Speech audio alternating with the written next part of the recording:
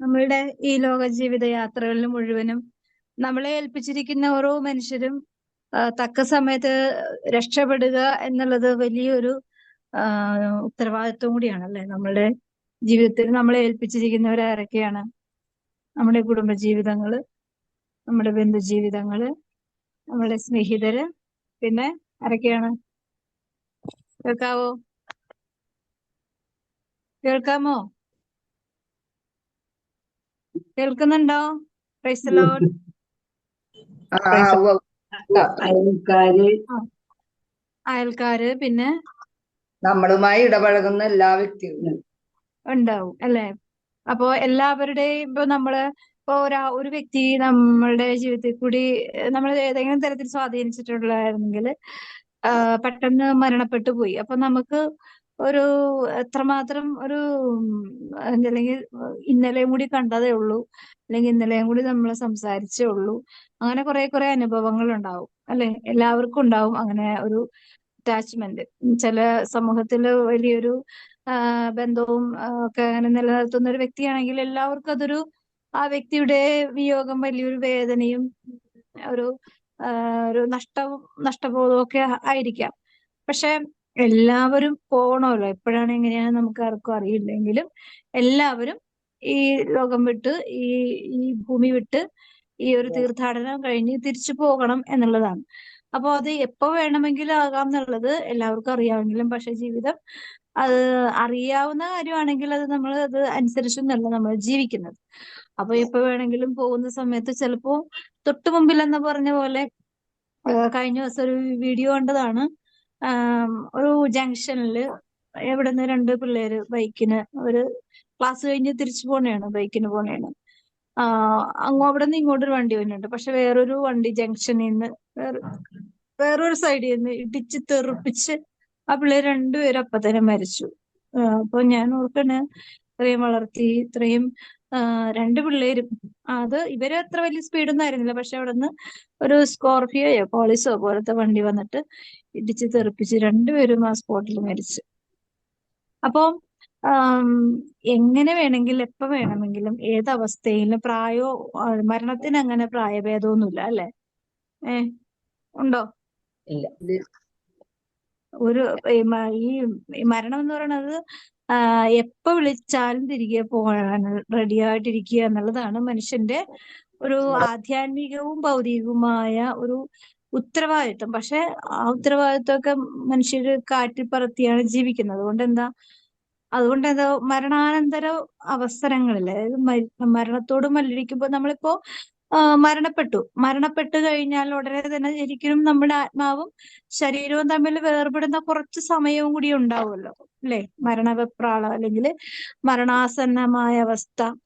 അപ്പൊ ആ സമയത്ത് ആ സ്പോട്ടില് ശരിക്കും ആത്മാവും ശരീരവും തമ്മിൽ വലിയൊരു യുദ്ധവും, അതുപോലെ പിശാചും ഉണ്ടാവും, ദൈവവും ഉണ്ടാവും, നമ്മളെ സഹായിച്ച വിശുദ്ധരുണ്ടാവും. അങ്ങനെ കുറെ ആളുകളുണ്ട് നമ്മുടെ സമൂഹത്തിൽ. പക്ഷെ ഇവർക്കൊക്കെ സഹായിക്കുന്നതിനൊരു പരിമിതിയുണ്ട് അല്ലേ. ദൈവത്തിന് പോലും ആ സമയം സഹായിക്കുന്നതിന് ഒരു പരിമിതിയുണ്ട്. ദൈവം ആത്മാവിന്റെ അവസ്ഥയുടെ കണ്ടീഷനാണ് ആ സമയം നോക്കുന്നത്. അതുപോലെ തന്നെ പിശാച് അല്ലെ. അന്നേരം ഒരു മനുഷ്യനും അവനവന്റെ അധ്വാനത്തിന്റെ പരിണത ഫലമാണ്, അല്ലെങ്കിൽ നല്ല ഫലമാണ് ആ സമയം രക്ഷപ്പെടാൻ സാധ്യതയുള്ളത് അല്ലെ. ഉറപ്പാണോ? എല്ലാവരും ഉണർന്നിരുന്നേ. അപ്പോ എല്ലാവർക്കും എങ്ങനെ വേണമെങ്കിലും എപ്പോ വേണമെങ്കിലും മരിക്കാൻ ഉള്ള സാഹചര്യങ്ങളുണ്ട്. പക്ഷെ ഈ മരണം എപ്പോ വേണം എന്ന് നമ്മളെ ആക്രമിക്കുക അല്ലെങ്കിൽ എപ്പോഴാണ് നമ്മൾ പിടികൂടുന്നത് നമുക്ക് അറിവില്ല. അങ്ങനെയാണെങ്കിൽ അങ്ങനെ ഒരു അറിവ് ഉണ്ടാകുന്ന വ്യക്തികളൊക്കെ ഉണ്ട് അല്ലേ. ഒരുപാട് വിശുദ്ധര് അങ്ങനെ അറിവോടുകൂടി ജീവിച്ചവരൊക്കെ ഉണ്ട് അല്ലേ, വിശുദ്ധരുടെ ജീവിതത്തില്. ഇന്ന സമയത്തിനുള്ളിൽ മരിക്കും, ഇന്ന സമയത്താണ്, ഇന്ന ദിവസത്തിലാണ് മരിക്കുന്നത്, ഇന്ന സമയങ്ങൾ അല്ലെങ്കിൽ ഇന്ന കാര്യം ചെയ്തതിന് ശേഷം ഞാൻ മരിക്കും എന്നൊത്തിരി അറിവുകൾ ഉള്ള ജീവിതങ്ങളൊക്കെ ഉണ്ടായിട്ടുണ്ട്, ഇപ്പോഴും ഉണ്ട്. പക്ഷെ അതൊക്കെ അവരുടെ ജീവിത പുണ്യമാണ് അങ്ങനെ ഒരു അറിവ് കിട്ടുന്നത്. അല്ലാതെ കോടിക്കണക്കിന് മനുഷ്യര് ഇതൊന്നും അറിയാണ്ട് ജീവിക്കുന്നുണ്ട്. അപ്പൊ എല്ലാവരും രക്ഷപ്പെടണ്ടേ? എങ്ങനെ രക്ഷപ്പെടും? ഏഹ് എങ്ങനെ രക്ഷപ്പെടും? നമ്മളെ സംബന്ധിച്ച് നമ്മൾ ഒരുങ്ങിയിരിക്കുക. അപ്പൊ നമ്മളെ സംബന്ധിച്ചെന്നല്ല, എല്ലാവരെയും സംബന്ധിച്ച് ഒരുക്കം വേണം. എല്ലാവർക്കും പക്ഷെ ഈ ലോക ജീവിതവുമായിട്ട് നമ്മൾ നോക്കുമ്പോൾ ഇനി ഈ ലോകം വിട്ടു പോവില്ല എന്നുള്ള ധാരണയിലാണ് ഇവരൊക്കെ ജീവിക്കുന്നതെന്ന് പോലും നമുക്ക് തോന്നിപ്പോകുന്ന ഒരു അവസ്ഥയുണ്ട് നമ്മുടെ ചുറ്റിലും നോക്കുമ്പോൾ, അല്ലെ? ചില സമയങ്ങളിൽ നമ്മുടെ ഉള്ളിലും അങ്ങനെയൊക്കെ ഉണ്ട്. ചില നമ്മുടെ ജീവിത സാഹചര്യങ്ങൾ നോക്കുമ്പോൾ നമ്മള് എന്തിനിങ്ങനെ ഉത്കണ്ഠപ്പെടണത്? നാളെ പോകുമ്പോ കഴിഞ്ഞു, എപ്പോഴാണ് നമ്മൾ പോകേണ്ടത് അപ്പൊ അതോടെ കഴിഞ്ഞു, വെറുതെ ഉത്കണ്ഠപ്പെടുന്നത് കൊണ്ട് അങ്ങനെ നമ്മളുടെ ചില സമയങ്ങളിലുള്ള ഉത്കണ്ഠകളും അതിന് വഴി തുറക്കാറുണ്ട്. അപ്പൊ ഈ രക്ഷ എന്ന് പറഞ്ഞാല് ദൈവത്തിന്റെ ഒരു പ്രവൃത്തിയാണ്. പക്ഷെ അത് നമ്മൾ സഹകരിക്കണം എന്നുള്ളതാണ്, അല്ലെ? നമ്മളുടെ ജീവിതവുമായി ദൈവവുമായിട്ടുള്ള ഒരു സഹകരണം ഏറ്റവും അത്യാവശ്യം ഉള്ള സമയമാണ്. അതുകൊണ്ടാണ് ഈ കഴിഞ്ഞ ദിവസം ഞാൻ പറഞ്ഞൊരു ലേഡിയുടെ മരണാനന്തര അവസ്ഥയെ കുറിച്ചുള്ള ഒരു വോയിസ് ക്ലിപ്പ് ഇട്ടിട്ടുണ്ടായിരുന്നു. പക്ഷെ അതില് ആ വ്യക്തി അത്ര മോശമായ ജീവിതം നയിച്ചെങ്കിലും ദൈവകരുണയാൽ, അതായത് അവസാനം ദൈവത്തിന്റെ കരുണ ലഭിച്ചു എന്നാ പറയണത്. പക്ഷെ അതെങ്ങനെ ലഭിച്ചു എന്നുള്ളത് പറയുന്നത് ആ വ്യക്തി ഈ മേഖലകളെ ഓർത്ത് വേദനയോടുകൂടെ അനുതപിച്ചു എന്നുള്ളതാണ്. അപ്പോ വേദനയോടുകൂടെ അല്ലെങ്കിൽ ആത്മാർത്ഥതയോടുകൂടെ വേദനയോടുകൂടെ സ്വന്തം പാപങ്ങളെ കുറിച്ച് അനുതപിക്കാത്ത മക്കൾക്ക് രക്ഷപ്പെടുക എന്നുള്ളത് എളുപ്പമല്ല. അതാണ് പ്രശ്നം. അപ്പോ ഈ രക്ഷ നമ്മുടെ ജീവിതത്തില് ദൈവം എന്തിനെ ഇങ്ങനെ ഭൂമിയിൽ നല്ല സുഭിക്ഷമായി ജനിക്കാമായിരുന്നു, ആർഭാട ജീവിതം നയിക്കാമായിരുന്നു, അതിസുന്ദരമായ ഒരു മരണവും ദൈവത്തിന് ലഭിക്കുമായിരുന്നു. കാരണം എന്താ? ഒരു വേദനയില്ലാതെ മരണം ദൈവം അനുഭവിച്ച് കടന്നു പോയിരുന്നെങ്കിൽ നമ്മളൊക്കെ ഈശോ അനുഭവിച്ച പീഡകളുടെ ഭീകരത നമ്മള് ഏറ്റെടുത്തേ മതിയാകൂ, അല്ലെ? അപ്പൊ നമുക്ക് വേണ്ടി ഇത്രമാത്രം ജനിച്ചത് മുതൽ മരണം വരെ ശരീരത്തിലും ആത്മാവിലും പീഡകളേറ്റ് 33 വർഷം ഈ ഭൂമി അതിന് സാക്ഷിയാണ്. നമ്മൾ എത്രമാത്രം ഇങ്ങനെ വാതോരാതെ പറയുന്നുണ്ടെങ്കിലും അത് വിശ്വസിക്കുകയോ അതനുസരിച്ച് ജീവിക്കുകയോ ചെയ്യുന്നില്ല. പക്ഷെ ഈ ഭൂമി എല്ലാത്തിനും സാക്ഷ്യം വഹിക്കുന്നുണ്ട്, അല്ലെ? ഗ്രഹങ്ങളിൽ ഏറ്റവും അനുഗ്രഹിക്കപ്പെട്ട ഒരു ഗ്രഹം തന്നെയാണ് ഭൂമി, അല്ലെ? മറ്റ് ഗ്രഹങ്ങളിലൊന്നും ദൈവം പോയി താമസിച്ചില്ലല്ലോ. 33 വർഷം ദൈവം ഈ ഭൂമിയിൽ ജീവിച്ച് വളർന്നു. എന്തിനു വേണ്ടിയാണ്? മനുഷ്യനെ രക്ഷിക്കാൻ, നമ്മളെ ഓരോരുത്തരെ രക്ഷപ്പെടുത്താൻ. അപ്പൊ നമുക്ക് നമ്മളിലുള്ള പാപകടങ്ങൾ ഉണ്ടെങ്കിൽ നമുക്ക് രക്ഷപ്പെടാനുള്ള വഴിയും ദൈവം കരുതി വെച്ചിട്ടാണ് ഈ ഭൂമിയിൽ നിന്നും കടന്നു പോയത്. അതുകൊണ്ട് നമുക്ക് ഈ ഒരു പ്രത്യാശയാണ് നമ്മുടെ ജീവിതത്തിന്റെ സംരക്ഷണം നൽകുന്നതും നമ്മളെ വീണ്ടെടുക്കുന്നത്. അപ്പോ ഈ ഒരു വിശ്വാസ തലത്തിലേക്ക് മരിച്ചാലും കർത്താവിൽ അവനോട് വിശ്വസിക്കുന്നവൻ മരിച്ചാലും ജീവിക്കും എന്ന്. അതായത് നമ്മൾ മരിച്ചു കഴിഞ്ഞു, പിന്നെ എങ്ങനെ ജീവിക്കണത്? നിത്യജീവനിലേക്ക് കടക്കും. ആത്മാവിന്റെ കാര്യമാണ് പറയണത്, അല്ലെ? ശരീരം മരിക്കണം, ശരീരം മരിച്ചാലും ആത്മാവ് ദൈവസന്നിധിയിൽ രക്ഷ കണ്ടെത്തും. ഇതൊരു ഉറപ്പായ ഒരു കാര്യം, അല്ലാണ്ട് വെറുതെ ഇങ്ങനെ പറഞ്ഞു പോകുന്ന കാര്യമല്ല. അത് ദൈവം ഈ ഭൂമിയിൽ ജീവിച്ച് ക്ലെയിം ചെയ്ത് പാതാളത്തിലേക്ക് ഇറങ്ങി, അല്ലെ? ഞാനിങ്ങനെ എനിക്ക് ചില സമയത്ത് ഒറ്റുകാരനായ യൂദാസിനെ കുറിച്ച് ഓർക്കുമ്പോ കുറച്ച് ഒരു സ്നേഹമൊക്കെ തോന്നാറുണ്ട്. കാരണം ആഗ്രഹിച്ച് ചെയ്തതെന്നല്ല, അല്ലെ? മനുഷ്യന്റെ ദുരാഗ്രഹം കൊണ്ട് ഒരുപാട് അബദ്ധങ്ങളൊക്കെ എല്ലാ മനുഷ്യരുടെ ജീവിതങ്ങളിലും ചെയ്തു കൂട്ടിയിട്ടുണ്ട്. പക്ഷെ ചെയ്തതിൽ ഏറ്റവും ക്രൂരവും ഭയാനകവുമായ ഒരു അബദ്ധമായിരുന്നു യൂദാസ് ചെയ്തു കൂട്ടിയത്, അല്ലേ? പക്ഷെ ആ വ്യക്തി 30 വെള്ളിക്കാശ് സ്വീകരിച്ചില്ല എന്ന് മാത്രമല്ല, അത് വലിച്ചെറിഞ്ഞവരുടെ മുമ്പിലേക്ക് ഇട്ടുകൊടുത്തുകൊണ്ടാണ് പോയത്. പക്ഷെ അവര് ചെയ്ത ജോലിക്കുള്ള കൂലി പറഞ്ഞ കാശ് കൊടുത്തു, പിന്നെ അത് കഴിഞ്ഞു. അല്ലെ? യുവദാസിന് അത് ക്ലെയിം ചെയ്തത് മാറ്റിപ്പിടിക്കാൻ പറ്റിയില്ല, അല്ലെങ്കിൽ അതിനെ അതിജീവിക്കാൻ പറ്റിയില്ല. ചെയ്തു പോയ തെറ്റ് തെറ്റ് ചെയ്തത് തന്നെയാ, അല്ലെ? പരിഹരിക്കപ്പെടാൻ പറ്റിയില്ല. എന്നാലും അതാണ് ചില പ്രവാചകന്മാര് പ്രവചിച്ചത് പൂർത്തീകരിക്കണമല്ലോ.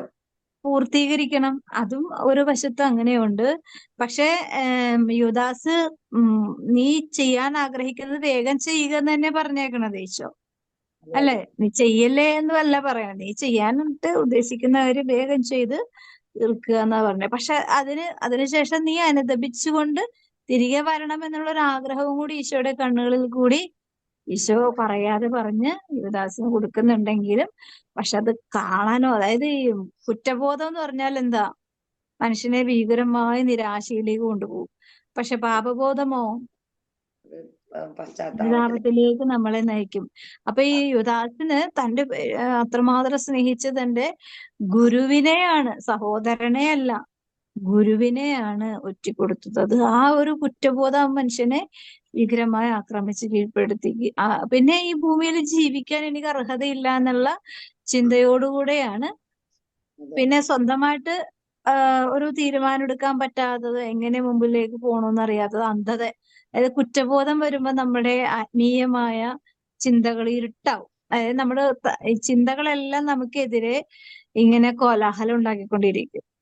അപ്പൊ എന്താ, നമുക്ക് രക്ഷപ്പെടാനുള്ള പഴുതുകള് അതായത് യുദാസ് ഇത് കഴിയുമ്പോ പോകുന്ന വഴികളിലൊക്കെ ഈ പിശാചിന്റെ ദുരാത്മാക്കള് ഇവനെ ഇങ്ങനെ വേട്ടപ്പട്ടിയെ പോലെ വേട്ടയാടി. അപ്പൊ ഇതൊക്കെ രക്ഷപ്പെടണ്ടേ?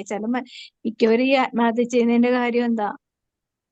ഇത് തന്നെ കാര്യം. ആത്മാവിന് സ്വസ്ഥത കൊടുക്കില്ല. എന്ത് ചെയ്യുമ്പോ? തെറ്റ് പാപം ചെയ്യുമ്പോൾ ചെയ്യുമ്പോ സ്വസ്ഥത കൊടുക്കൂല. എല്ലാവരും പാപത്തിന്റെ അവസ്ഥയിൽ മാത്രമല്ല ആത്മഹത്യ ചെയ്തേക്കണത്, ജീവിക്കാൻ നിവൃത്തിയില്ലാത്ത അവസ്ഥയെ. അപ്പൊ എല്ലാത്തിന്റെ അടിസ്ഥാനം ഒരു നിരാശയാണ്. നിരാശ നിന്നും രക്ഷപ്പെടുക എന്ന് പറഞ്ഞാൽ മാനുഷികമായി നടക്കുന്ന കാര്യമല്ല. അപ്പോ ഈ നിരാശ പരിശുദ്ധാത്മാവിനെതിരായിട്ടുള്ള കഠിനമായ ഒരു പാപമാണ്. അപ്പോ രക്ഷപ്പെടാനുള്ള എല്ലാ വഴിയും അടച്ചു കളയും. അപ്പൊ പിന്നെ ഞാൻ ഇനി ഇവിടെ ജീവിച്ചിട്ട് കാര്യമില്ല എന്ന് പറഞ്ഞ് ചെയ്യുന്നതാണ് പലവിധ തരത്തിലുള്ള ആത്മഹത്യകളും ചെയ്യുന്നത്. അപ്പോ രക്ഷ എന്ന് പറയുന്നത് സ്വന്തമായ അധ്വാനത്തിൽ കൂടി നേടിത്തരുന്നതല്ല, ദൈവത്തിന്റെ കരുണ കൊണ്ട് നമുക്ക് തരുന്നതാ. അതേ കരുണ തന്നെയാണ് പത്രോസ്ലീഹയ്ക്ക് ലഭിച്ചത്, അല്ലെ? രണ്ടുപേർക്കും ദൈവം ഒരേ കുറ്റത്തിന് തന്നെയാണ് ദൈവത്തിന്റെ മുമ്പിൽ ആയിരിക്കുന്നത്. പക്ഷെ ഒരാള് അതിനെ അതിജീവിച്ചു, ഒരാൾക്ക് പാപബോധമായിരുന്നു ഉണ്ടായിരുന്നത്, ഒരാൾക്ക് കുറ്റബോധമായിരുന്നു ഉണ്ടായിരുന്നത്. അപ്പൊ കുറ്റബോധം ഉണ്ടെങ്കിൽ നമുക്ക് രക്ഷപ്പെടാൻ സാധിക്കില്ല. പാപബോധം ഉണ്ടെങ്കിൽ നമുക്ക് രക്ഷപ്പെടാൻ സാധിക്കും. അപ്പൊ കുറ്റബോധം ഉണ്ടെങ്കിൽ നമുക്ക് സംരക്ഷണം കിട്ടില്ല, പാപബോധം ഉണ്ടെങ്കിൽ നമുക്ക് സംരക്ഷണം കിട്ടും. ഇതൊരു വലിയൊരു അറിവാണ്. അതായത് പലർക്കും ഇങ്ങനെ നമ്മൾ കുറ്റപ്പെടുത്തിയിരിക്കുമ്പോൾ അവരുടെ മനസ്സിന്റെ ഉള്ളില് കുത്തിക്കയറ്റി വെക്കുന്നത് എന്താണെന്ന് നമ്മൾ തിരിച്ചറിയണം. അതേസമയം ചെയ്തു പോയ പാപങ്ങളെ കുറിച്ച് അനുദപിക്കുവാനുള്ള അവസരങ്ങള് നമ്മളായിട്ട് അത് അവർക്ക് ചെയ്തു കൊടുക്കുമ്പോൾ അല്ലെങ്കിൽ പറഞ്ഞു കൊടുക്കുമ്പോൾ, അതിനുള്ള സാഹചര്യങ്ങൾ ഒരുക്കുമ്പോൾ അവരുടെ ആത്മാവ് ഒരു സ്വാതന്ത്ര്യത്തിലേക്ക്, ഒരു രക്ഷയിലേക്കാണ് കടന്നു പോണത്. അപ്പോ ദൈവത്തിന്റെ ആ കൃപ എല്ലാ മനുഷ്യർക്കും തിരിച്ചറിയുവാനുള്ള അനുഗ്രഹത്തിനായിട്ട് പ്രാർത്ഥിക്കാം. മറിയത്തിന്റെ സ്തോത്രഗീതം വായിക്കും. മോളി ജോർജ് വായിക്കും.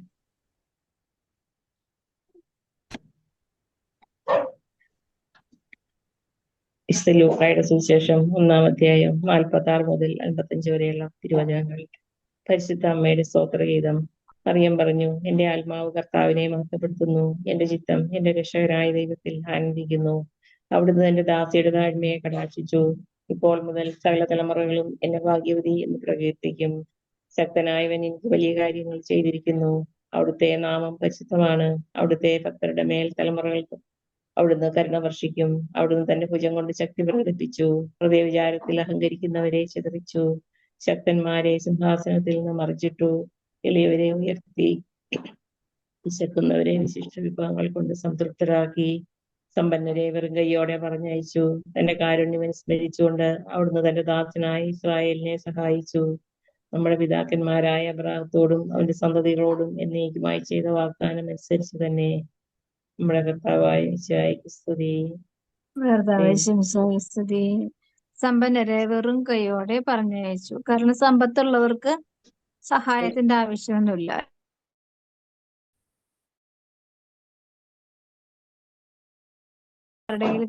മുമ്പിൽ കൈ നീട്ടോ. ഏ എന്തോ കേൾക്കുന്നുണ്ടോ?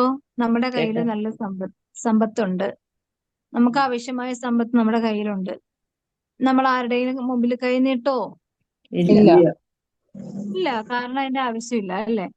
പക്ഷേ കർത്താവ് പറയുന്ന സമ്പന്നരെ വെറും കൈയോടെ പറഞ്ഞയച്ചു എന്ന്. അപ്പോ സമ്പന്നത എന്ന് പറഞ്ഞാല് എല്ലാ വചനങ്ങളിലും എല്ലാ വാക്കുകളിലും ഒരു ആത്മീയ രഹസ്യം വെളിപ്പെടുത്തിക്കൊണ്ട് തന്നെയാണ് ദൈവവചനം നമ്മളോട് സംസാരിക്കുന്നത്. അപ്പോ സമ്പന്നത എന്ന് പറഞ്ഞാല് എന്താ, ഇപ്പൊ വിവാഹ വസ്ത്രം അണിയാത്ത ഒരു ദരിദ്രനെ അല്ലെങ്കിൽ ഭിക്ഷക്കാരനെ അവിടുന്ന് കർത്താവ് വചനത്തിൽ എന്താ പറയുന്നത്, ഈ തെരുവിൽ നിന്നും ഭിക്ഷക്കാരെയും മുടന്തരെയും എന്താണ് അങ്ങനെയുള്ള തെരുവിൽ ജീവിക്കുന്ന കുറെ മനുഷ്യരെ സൽക്കാരത്തിന് വിളിക്കുന്നുണ്ട്. അതായത് വിളിക്കപ്പെട്ടവരെ വിളിച്ചവര് വന്നില്ല.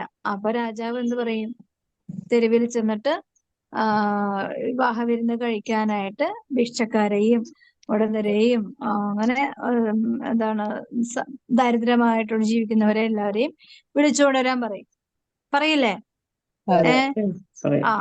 അപ്പൊ അതില് എനിക്ക് കുറെ സംശയം ഉണ്ടായിട്ടുള്ള, കുറെ പ്രാവശ്യം സംശയം ഉണ്ടായി. അതിലൊരു ആളെ രാജാവ് കാണുമ്പോ രാജാവ് ചോദിക്കുകയാണ്, അതിൽ വിവാഹ വസ്ത്രം അണിയാത്ത ഒരുവനെ കണ്ടു എന്ന്. എന്താണ് അങ്ങനെ പറയാൻ കാര്യം? അതായത് നമുക്ക് വേണ്ടതെല്ലാം തരുന്നുണ്ട് ദൈവം, പക്ഷെ അത് സ്വീകരിക്കാനുള്ള മനസ്സില്ല. അപ്പൊ അങ്ങനെയുള്ളവരെ ദൈവം എടുത്തു മാറ്റുന്ന ഒരു ചിന്തയാണത്, ആത്മീയമായിട്ട്. അതായത് നമുക്ക് വേണ്ടതെല്ലാം കർത്താവ് തരുന്നുണ്ട്, നമുക്ക് എല്ലാം സ്വീകരിക്കാനുള്ള മനസ്സില്ലാതെ അതിനെ തള്ളി മാറ്റുന്നു.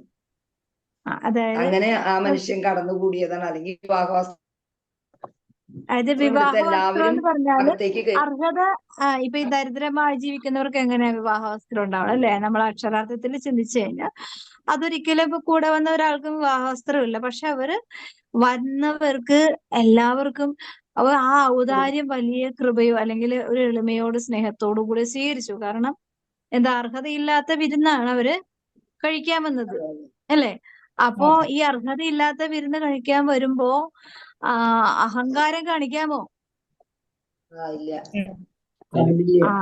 ഇതാണ് അതിലൊരു അഹങ്കാരം കാണിച്ച ഒരു വ്യക്തിയെ കുറിച്ചാണ് ആ വചനം ഈ വിവാഹവസ്ത്രം എന്ന് പറയുന്നത്. അതായത് വിവാഹവസ്ത്രത്തിനൊരു വിശുദ്ധിയുണ്ട്, നിർമ്മലതയുണ്ട്, അല്ലെ? ഇപ്പൊ നമ്മള് ഫുഡ് ചാരിറ്റി കൊടുക്കുമായിരുന്നു, അല്ലെ? ഫുഡ് ചാരിറ്റി കൊടുക്കുമ്പോ പലരുടെയും ഇടങ്ങളിൽ ചെല്ലുമ്പോഴേക്കും ചിലവർക്ക് എന്തോ ഒരു പ്രത്യേക ഒരു മൈൻഡാണ്. അവർക്കത് ഫ്രീ ആയിട്ട് കിട്ടുന്നതാണ്, നല്ല ഭക്ഷണമാണ്. ഞാൻ കൊടുക്കുമ്പോ ചൂടോടുകൂടെ ആണ് കൊടുക്കണത്. അപ്പൊ അത്രയും ഫ്രഷ് ആയിട്ടുള്ള ഭക്ഷണം, നല്ല രീതിയിൽ നമ്മൾ ചെയ്തു കൊടുക്കുന്ന ഭക്ഷണം അവരുടെ കയ്യിലേക്ക് എത്തുമ്പോ ഒരു എഫേർട്ടും അതിന് കൊടുത്തിട്ടില്ല, അല്ലെ? അവർ കഴിച്ചാൽ മാത്രം മതി, അവർ അധ്വാനിക്കണ്ട, അല്ലെ? നമ്മൾ കൊടുക്കുന്നോണ്ട് പറയണല്ല, നമ്മൾ ഒരു തരി പോലും അവരെ കൊണ്ട് ബുദ്ധിമുട്ടിപ്പിക്കുന്നില്ല. അവര് ആ കിട്ടിയ ഔദാര്യത്തെ സന്തോഷത്തോടെ സ്വീകരിച്ചാൽ മാത്രം മതി. പക്ഷേ അതിലും അവഹേളനവും അപമാനവും വരുത്തുന്ന രീതിയിലുള്ള സ്വഭാവ രീതിയിൽ അവിടെ കാണുമ്പോ രാജാവിന് ഇഷ്ടപ്പെടുവോ? ഇല്ല. ഇതാണ് ഈ വിവാഹ വസ്ത്രം എന്ന് പറഞ്ഞാൽ. അതായത് നമ്മളുടെ ശരീരമാകുന്ന, ചിന്തയാകുന്ന കുറെ കാര്യങ്ങളില് ഇപ്പൊ നമ്മളിപ്പോ ഔദാര്യത്തില് നമ്മൾ ഒരു സ്ഥലത്ത് ഇപ്പൊ നമുക്കൊരു ജോലി മേഖലയില് നമുക്ക് ജോലിക്ക് വേണ്ടി കഷ്ടപ്പെടണം. അപ്പൊ ഒരാള് ഞാൻ റെക്കമെൻഡ് ചെയ്യാം എന്ന് പറഞ്ഞുകൊണ്ട് ഒരാള് നമ്മളെ സഹായിക്കാൻ വന്നു. ഇയാളെ റെക്കമെൻഡ് ചെയ്തു, നമുക്ക് ആഗ്രഹിച്ച ജോലി കിട്ടി. ജോലി കിട്ടിക്കഴിഞ്ഞപ്പോ നമ്മൾ അവിടെ ഒരു നല്ല പൊസിഷനും കാര്യങ്ങളൊക്കെ ആയി. അപ്പൊ ഈ ജോലി വാങ്ങിക്കാനായിട്ട് റെക്കമെൻഡ് ചെയ്ത ആളുടെ ഒരു വാല്യൂ ഉണ്ടല്ലോ, ആ ഒരു വാല്യൂവിന്റെ ബേസിലാണ് നമുക്ക് ആ ജോലി കിട്ടിയത്. പിന്നീട് ഈ റെക്കമെൻഡ് ചെയ്ത ആളെ അത് അനുസരിച്ചല്ല നമ്മൾ പെരുമാറുന്നത്, അല്ലെങ്കിൽ നമ്മളുടെ ആ ജോലിയുടെ അഹങ്കാരമോ അല്ലെങ്കിൽ നമ്മുടെ ഉള്ളിലുള്ള സ്വാർത്ഥതയോ ഒക്കെ നമ്മൾ ആ വ്യക്തിയോട് പ്രകടിപ്പിക്കുന്നുണ്ടെങ്കിൽ ശരിക്കും ഇതേ അവസ്ഥ തന്നെയാണ് അതേ കാര്യത്തില്, അല്ലെ? അർഹതയില്ലാതിരുന്നിട്ടും അർഹതയുള്ളവരാക്കി തീർക്കുന്ന ദൈവത്തിന്റെ കരുണ നിഷേധിക്കലാണ് ഏറ്റവും ആ വലിയ. അതാണ്. അപ്പൊ അതാണ്, അതായത് നമുക്ക് ആർക്കും എന്താണ് ഒരു അർഹതയില്ല, എങ്കിലും ദൈവം അർഹതയില്ലാത്തവരെ ദൈവം ആദ്യം അർഹതപ്പെട്ടവരെ അന്വേഷിച്ചു, കിട്ടിയില്ല.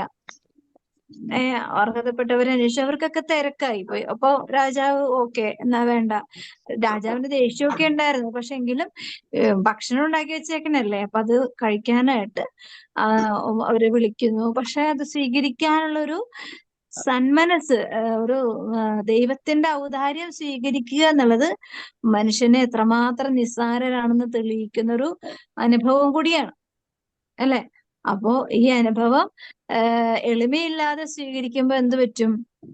അഹങ്കാരം വരും. അതെ, വരൂല്ലേ? ചില ധ്യാന കേന്ദ്രങ്ങളിൽ ഞാൻ കണ്ടിട്ടുണ്ട്. അനുഭവത്തിൽ കൂടി കാണുകയല്ല, ശരിക്കും അനുഭവിച്ചിട്ടുണ്ട്. നമ്മൾ അവിടെ ഒരു വ്യക്തിയെ അല്ലെങ്കിൽ അവിടുത്തെ ഒരു ശുശ്രൂഷകനെയോ അല്ലെങ്കിൽ അച്ഛനെയോ ആരെങ്കിലും കാണാൻ വേണ്ടി ഒന്ന് ആവശ്യപ്പെടുമ്പോ അവിടെ അവരുടെ കസർത്ത് കണ്ടു കഴിഞ്ഞാൽ നമ്മൾ ആ ധ്യാന കേന്ദ്രം വിട്ടു പോരാൻ തോന്നും. അത്രമാത്രം അവസ്ഥ ചില സമയങ്ങളിൽ ചില ധ്യാന കേന്ദ്രങ്ങൾ, എല്ലായിടത്തും ഉണ്ട് ഈ ഒരു അവസ്ഥ. പിന്നെ ഹോസ്പിറ്റലിൽ പോയി കഴിഞ്ഞാൽ കമ്പൗണ്ടറിനൊക്കെ ആയിരിക്കും ഭയങ്കര ഗമ. ഡോക്ടർമാർക്കോ അല്ലെങ്കിൽ അതിൻ്റെതായ വലിയ പൊസിഷനിൽ ഇരിക്കുന്ന ആൾക്കാർക്കൊന്നും ഇല്ല. നമ്മളൊരു ജോലി സ്ഥലത്ത് പോയാൽ, ഒരു സർക്കാർ ഓഫീസിൽ പോയാൽ ചിലപ്പോ അവിടുത്തെ പിയൂണിനൊക്കെ ആയിരിക്കും ഭയങ്കര, നമ്മളൊരു ഒരു കാര്യം, ഒരു പേപ്പറോ എന്തെങ്കിലും ചെറിയൊരു കാര്യമായിരിക്കും ചോദിക്കുന്നത്, പക്ഷെ അവർക്ക് ഭയങ്കര ഹെഡ് വെയിറ്റ് ഒക്കെ ആയിരിക്കും. കാരണം എന്താ? അവരുടേതായ ഒരു അഭ്യാസ പ്രകടനമാണ്. അതിൽ അവർക്കൊരു ഗുണമില്ലെന്ന് മാത്രമല്ല, മറ്റുള്ളവർക്ക് ദ്രോഹം ഉണ്ടാവും. അവർക്ക് പിന്നീട് അതിനെക്കുറിച്ച് വിഷമിക്കേണ്ടതായി വരും. ഇതൊന്നും ഇപ്പൊ പിയൂണായാലും എന്താ ഏത് അവസ്ഥയിലുള്ള ജോലിയായാലും അതിൻ്റെതായ ഒരു മാന്യതയുണ്ട്, നീതിബോധമുണ്ട്, ഇല്ലേ? ഒരു അതെ, വ്യക്തിക്ക് ഒരു ജോലി കൊടുക്കുന്നത് മറ്റുള്ളവരെ സഹായിക്കാനും കൂടി വേണ്ടി, അല്ലാണ്ട് അവനവന്റെ നിലനിൽപ്പിനോ അവനവന്റെ സാലറിക്കോ വേണ്ടി മാത്രമല്ല, മറ്റുള്ളവരെ സഹായിക്കുക എന്നുള്ളതാണ് ഒരു ജോലിയുടെയും ആന്തരികമായ കാര്യം. അപ്പോ ഇത് മനസ്സിലാക്കുക. അപ്പോ രാജാവിന് തന്റെ ഭക്ഷണം കൊടുക്കുക എന്ന് മാത്രമല്ല, ഒരു വലിയൊരു സ്നേഹം, ആ രാജാവിന്റെ ഹൃദയത്തിലുണ്ടായ സ്നേഹം മറ്റുള്ളവരിലേക്ക് എത്തിക്കാനും അത് സ്വീകരിക്കാനുള്ള ഒരാഗ്രഹവും ഉണ്ടായിരിക്കുക എന്നുള്ളത്. നമ്മള് ചില സമയങ്ങളിൽ ചില വ്യക്തികൾക്ക് എന്തെങ്കിലുമൊക്കെ നമ്മൾ ഹെൽപ്പ് ചെയ്യുന്നത് കൊണ്ട് പറയുന്നതല്ല, ചില സമയത്ത് എനിക്ക് ഭയങ്കര നിരാശ തോന്നാറുണ്ട്. അർഹതയില്ലാത്തവന്റെ കയ്യിലാണല്ലോ കർത്താവെ ഞാൻ കൊണ്ടേ കൊടുത്തത് എന്ന് വിചാരിച്ച് ഞാൻ വിഷമിക്കാറുണ്ട്. അപ്പോ നമുക്ക് ആദ്യം ചിലപ്പോ നേരം നമുക്ക് അങ്ങനെ തോന്നൂല, കൊടുക്കണ സമയത്ത് നമുക്ക് തോന്നൂല. അതെ, പിന്നീടായിരിക്കും നമുക്കത് അവന് കൊടുക്കണ്ടായിരുന്നു, അല്ലെങ്കിൽ അവൾക്ക് കൊടുക്കണ്ടായിരുന്നു. കാരണം അവന്റെ സ്വഭാവം ഇപ്പോഴല്ലേ മനസ്സിലായത്, അല്ലെങ്കിൽ അവളുടെ അല്ലെങ്കിൽ സ്വഭാവത്തിനൊക്കെ മാറ്റം വരുമ്പോ കടിക്കുന്ന പാമ്പിന്റെ കയ്യില് ഒക്കെ ആണല്ലോ ഇത് കൊടുത്തത്. അതിനേക്കാൾ നല്ല ആരുമില്ലാത്ത അല്ലെങ്കിൽ ആരും സഹായിക്കാത്ത ഒരു വ്യക്തിക്ക് കൊടുത്താൽ മതിയായിരുന്നു എന്നുള്ള ഒരു ചിന്തയും ഒരു അസ്വസ്ഥതയും വേദനയൊക്കെ വരും. കാരണം നമ്മള് കൊടുത്തു തിരിച്ചു ചോദിക്കാൻ പറ്റില്ല, പക്ഷെ നമ്മുടെ ഭാഗത്തുനിന്ന് വരുന്ന ഫോൾട്ട് ഇത് എന്താണ്? നമ്മൾക്ക് ഉണ്ടായിരുന്നതാണ്, അല്ലെ? നമുക്ക് തീരുമാനിക്കാം ആർക്ക് കൊടുക്കണം ആർക്ക് കൊടുക്കണ്ട എന്നുള്ള സ്വാതന്ത്ര്യം നമ്മുടെ ആധ്യാത്മികമായ സമ്പത്താണ്, നമ്മുടെ ചിന്തകളുടെ സമ്പത്താണത്, നമ്മളുടെ ആഗ്രഹങ്ങളുടെ സമ്പത്താണ്. അത് നമ്മൾ ഇഷ്ടാനുസരിച്ച് നമ്മൾ കൊടുക്കുമ്പോൾ കൊടുക്കുന്നവർക്ക് സ്വീകാര്യമായ മനസ്സ് എപ്രകാരമാണ് നമുക്കറിയാൻ പറ്റില്ല. പിന്നീട് ഉണ്ടാകുന്ന സ്വഭാവം എങ്ങനെയാണെന്ന് അറിയാൻ പറ്റില്ല. അപ്പോ അതുകൊണ്ടാണ് ഈശോ പ്രഭാഷകന്റെ പുസ്തകത്തിൽ ഇങ്ങനെ പറയുന്നത്, അർഹത നോക്കി വേണം ദയ കാണിക്കാൻ എന്ന് പറയുന്നുണ്ട്. അർഹത നോക്കി വേണം ദയ കാണിക്കാൻ, അല്ലെങ്കിൽ അത് നമുക്ക് പിന്നീട് പാരയായി വരും, ഇല്ലേ? ഇങ്ങനെ ശരിക്കും ഒരു 5-6 പാരകളൊക്കെ നമുക്ക് അനുഭവമായിട്ട് വരുമ്പോഴേക്കും നമ്മൾ പിന്നീട് എന്ത് ചെയ്യും? കുറച്ചുകൂടി കെയർഫുൾ ആയിരിക്കും, ഇല്ലേ? അതെ. ഓരോ കാര്യങ്ങൾ ചെയ്യുമ്പോ ഇതൊക്കെ അനുഭവത്തിൽ കൂടി തന്നെ പഠിച്ചാൽ മാത്രമേ നമുക്ക് മുന്നോട്ട് പോകുമ്പോ വഴികളിലൊക്കെ കൃത്യമായ കാര്യങ്ങൾ മനസ്സിലാക്കാൻ പറ്റും. അപ്പോ എല്ലാ തിന്മയും നന്മയാക്കി മാറ്റുവാൻ സാധിക്കും. അതനുസരിച്ച് മുന്നോട്ടപ്പോ നമ്മളുടെ ജീവിതത്തിലുള്ള സമ്പന്നത എന്ന് പറഞ്ഞാല് ദൈവത്തിന്റെ ഔദാര്യമാണ് എല്ലാ സമ്പന്നത, അല്ലേ? ഇപ്പൊ നമുക്ക് നല്ലൊരു വീട്ടില് നല്ല എന്താണ് പാരമ്പര്യമുള്ള, സമ്പത്തുള്ള, അറിവുള്ള ആ ഒരു വീട്ടിലാണ് നമ്മൾ കടന്ന് ചെല്ലുക, അല്ലെങ്കിൽ കല്യാണം കഴിച്ച് ചെല്ലണമെന്ന് വിചാരിച്ച് ഇപ്പൊ കഴിഞ്ഞ ഒരു ഞങ്ങളുടെ അടുത്തൊരു ചേച്ചിയുണ്ട്. ആ ചേച്ചി ഒരു ഹിന്ദുവാണ്. ആ ചേച്ചി കല്യാണം കഴിച്ചതൊരു അത്യാവശ്യം സമ്പത്തുള്ള നല്ല ലവ് മാരേജ് ആയിരുന്നു. ആ ചേച്ചി എപ്പോ എന്നെ കണ്ടാലും പഴയ കാര്യങ്ങൾ പറയാൻ തുടങ്ങും. പറയുമ്പോ കുറച്ചൊക്കെ കരച്ചിലൊക്കെ വരുന്നുണ്ടാവും. അപ്പൊ നല്ല വിവരവും ബുദ്ധിയും ബോധവും ഉള്ള ഒരു വ്യക്തിയായിരുന്നു. പക്ഷെ സ്നേഹിച്ച് കല്യാണം കഴിച്ചപ്പോ രണ്ട് വീട്ടുകാരും ഭയങ്കര എതിർപ്പായിരുന്നു. പക്ഷെ ഈ ചേച്ചി കല്യാണം കഴിച്ച് 21 വയസ്സായപ്പോഴേക്കും ഹസ്ബൻഡിന്റെ മഞ്ഞപ്പിത്തോ എന്തോ വന്ന് മരിച്ചുപോയി. അത് കഴിഞ്ഞു വലിയൊരു പീഡയായിരുന്നു ചേച്ചിക്ക്. ഭയങ്കരമായ വിഷമങ്ങളായിരുന്നു. രണ്ട് വീട്ടുകാരും ഉപേക്ഷിച്ച അവസ്ഥയിൽ. അപ്പൊ ഗർഭിണിയായിരുന്നു, ഒരു കുഞ്ഞുണ്ടായിരുന്നു. അപ്പോ പെൺകുട്ടിയുമായിരുന്നു. അപ്പോ അവരുടെ പിന്നീടുള്ള ജീവിതം ഭയങ്കര ബുദ്ധിമുട്ടായിരുന്നു. ഇപ്പോ ജീവിക്കാനുള്ള ഒരു അവസ്ഥയൊക്കെ ഉണ്ടെങ്കിലും കടന്നുപോയ ഇപ്പോഴും പറയുമ്പോ 24 വർഷത്തിന് മുമ്പുള്ള കാര്യങ്ങളാണ് ഇപ്പോഴും പറഞ്ഞുകൊണ്ടിരിക്കുന്നത്. അപ്പോ ഒരു രാജകുമാരിനെ പോലെയാണ് ഹസ്ബൻഡ് ഈ ഈ ചേച്ചിയെ നോക്കിയത്. അതുപോലെ നോക്കി. പക്ഷെ 2 വർഷത്തോളം കൂടെ ജീവിക്കാൻ പറ്റുള്ളൂ. അതുപോലെ അപ്പോ എപ്പോ വേണമെങ്കിലും അല്ലെ നമ്മുടെ കൂടെ ഉണ്ടാവുന്ന സമ്പത്ത് നമുക്ക്, ഭർത്താവ് നമുക്കൊരു സമ്പത്താണ് അല്ലേ? അല്ലേ? നമുക്ക് ഭർത്താവ് നമുക്കൊരു സമ്പത്താണ്, ഭാര്യ മക്കളൊരു സമ്പത്താണ്, നമ്മുടെ ആരോഗ്യം ഒരു സമ്പത്താണ്, നമ്മുടെ സാമ്പത്തികമായ സ്ഥിതിയെല്ലാം നമുക്ക് സമ്പത്ത് നമുക്ക് എല്ലാവർക്കും അറിയാം അല്ലെ? നമ്മളുടെ സൗന്ദര്യം ഒരു സമ്പത്താണ് അല്ലെ? മോശമായ അവസ്ഥയിലാവുമ്പോ മറ്റുള്ളവർക്കൊരു നമ്മളെ സ്വീകാര്യത കുറയില്ലേ? അപ്പൊ സൗന്ദര്യം നമുക്ക് ജീവിതത്തിൽ ഒരു സമ്പത്ത് തന്നെയാണ്. ആരോഗ്യം നമുക്ക് സമ്പത്താണ്. നമ്മുടെ കുടുംബ ബന്ധങ്ങള് അല്ലെ? കുടുംബ ബന്ധങ്ങൾ ഒരു സമ്പത്താണ്. പക്ഷെ ഈ സമ്പത്തൊക്കെ വേണ്ട വിധത്തിൽ നമ്മൾ കൈകാര്യം ചെയ്തില്ലെങ്കിൽ നമ്മള് ചിതറിക്കപ്പെടാനായിട്ട് സാധ്യതകളുണ്ട് അല്ലെ? സമ്പന്നരെ കർത്താവ്, ഇപ്പൊ ഞാൻ നേരത്തെ പറഞ്ഞ പോലെ രണ്ട് വീട്ടുകാർക്കും അത്യാവശ്യം സമ്പത്തൊക്കെ ഉണ്ട്. പക്ഷെ ഈ ചേച്ചി അനാഥയെ പോലെ വർഷങ്ങളോളം അനുഭവിച്ച് കയ്പ് നീരോടുകൂടെ രണ്ട് വീട്ടുകാർക്കും അത്യാവശ്യം ആസ്തി ഉണ്ടെങ്കിലും ഈ ചേച്ചി ഒരു ഭിക്ഷക്കാരിയെ പോലെയാണ് ജീവിക്കേണ്ടി വന്നത്. അങ്ങനെ ഒരുപാട് ജീവിതങ്ങൾ ഇപ്പോഴും നമ്മുടെ ഇതിലൊക്കെ ജീവിക്കുന്നുണ്ട് അല്ലെ? എത്രമാത്രം സമ്പത്തുണ്ടെങ്കിലും പിന്നെ പോരാതെ രോഗവും കൂടി വന്നാൽ തീർന്നു. അങ്ങനെയുള്ള അവസ്ഥയിൽ രോഗമായിട്ട് ജീവിക്കുന്നവരുണ്ട്. അപ്പോ നമ്മളുടെ ദൈവത്തെ ആശ്രയിച്ചുള്ള ഒരു ജീവിതത്തിലാണെങ്കിൽ എല്ലാവരും നഷ്ടപ്പെടാം. ഇപ്പൊ നമ്മള് അള്ളിപ്പിടിച്ചിരിക്കുന്ന ചിലപ്പോ ഭർത്താവായിരിക്കാം, മക്കളായിരിക്കാം, അല്ലെങ്കിൽ നമ്മുടെ ആരോഗ്യമായിരിക്കാം, നമ്മുടെ സൗന്ദര്യമായിരിക്കാം, ചിലപ്പോ നമ്മുടെ ബുദ്ധി ആയിരിക്കാം, നമ്മുടെ അറിവുകൾ കഴിവുകളൊക്കെ ആയിരിക്കാം. ഇതെല്ലാം നമ്മൾ ചില സമയങ്ങളിൽ അള്ളിപ്പിടിച്ചിരിക്കും. നമുക്ക് നമ്മുടെ സ്വന്തമായ സമ്പത്തുകളാണ്. പക്ഷെ ഇതിനെയൊക്കെ ഒരു ചെറിയ തട്ട് കിട്ടിയാൽ മതി, എല്ലാം നമുക്ക് നഷ്ടപ്പെട്ടു പോകും. അപ്പോ ഇത് നമുക്ക് ബാഹ്യമായി കിട്ടിയതെല്ലാം നഷ്ടപ്പെട്ടു പോകാൻ അധികം കാലങ്ങളൊന്നും വേണ്ട. പക്ഷെ അത് നിലനിർത്തിക്കൊണ്ട് മുമ്പോട്ട് പോകണമെങ്കിൽ ദൈവത്തിനുള്ള ആ ഒരു ഭയവും സ്നേഹവും ഭക്തിയും ഒക്കെ ഉണ്ടെങ്കിൽ നമുക്കിത് മരണം വരെ ക്ലിയർ ആയിട്ട് കൊണ്ടുപോകാൻ സാധിക്കും അല്ലെ? അങ്ങനെ കൊണ്ടുപോയ വ്യക്തികളുണ്ട്, കൊണ്ടുപോകാത്ത വ്യക്തികളും ഈ ഭൂമിയിൽ ജീവിച്ചിരിപ്പുണ്ട്. അപ്പോ അങ്ങനെ ഒരു ജീവിത ഭയം, ദൈവഭയമൊക്കെ ആയിട്ടാണ് ജീവിച്ചിട്ടുള്ളതെങ്കിൽ അവർക്ക് ഇന്നും അതിന്റെ അടുത്ത തലമുറകളിലേക്ക് അത് പകരാനും അടുത്ത തലമുറകൾ അനുഗ്രഹിക്കപ്പെടാനും ഒക്കെ ദൈവം ഇടയാക്കുന്നുണ്ട്. ഇതല്ലാത്ത ഒരുപാട് തറവാട്ടുകാര് പാരമ്പര്യങ്ങളൊക്കെ നാമാവിശേഷമായി കടന്നുപോയിട്ടുണ്ട്. എത്രയോ പേരുകേട്ട പ്രശസ്തിയിലുള്ള ആളുകളൊക്കെ ഇന്നില്ല. അവരുടെ പാരമ്പര്യങ്ങളില്ല, അവരുടെ ജീവിത മേഖലകള് നാമാവിശേഷമായി പോയി അല്ലെ? അപ്പൊ ഒത്തിരി കാര്യങ്ങൾ നമ്മളുടെ ചുറ്റിലും നമുക്ക് കണ്ടു മനസ്സിലാക്കാൻ. അപ്പൊ നമ്മൾ ഈ ഭൂമിയിൽ ഉടുതുണി പോലും ഇല്ലാതെ വന്ന് ഉടുതുണി പോലും ഇല്ലാതെ തിരിച്ചു പോകേണ്ട ആൾക്കാരാ.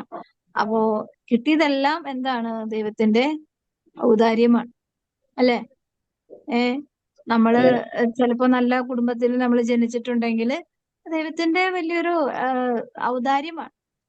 എത്രയോ മനുഷ്യര് ഒരു നേരത്തെ ഭക്ഷണം പോലും ഇല്ലാതെ, വീടില്ലാതെ, വലിയ ദാരിദ്ര്യത്തിൽ അഴുക്കിലൊക്കെ ജീവിക്കുന്നു. അപ്പൊ നമുക്ക് അവിടെ ജനിക്കാമായിരുന്നു.